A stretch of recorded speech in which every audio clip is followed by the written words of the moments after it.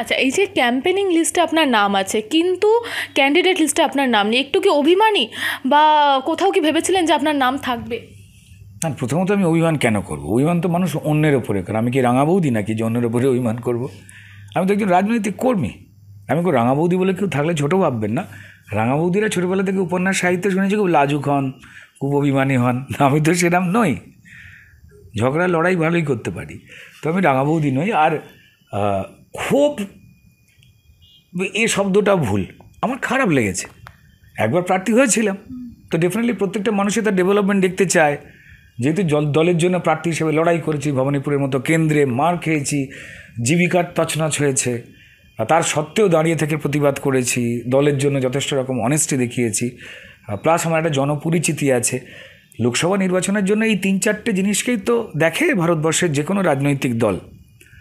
তার জনপরিচিতি থাকবে, কারণ 7টা বিধানসভা মিলে একটা লোকসভা হয়।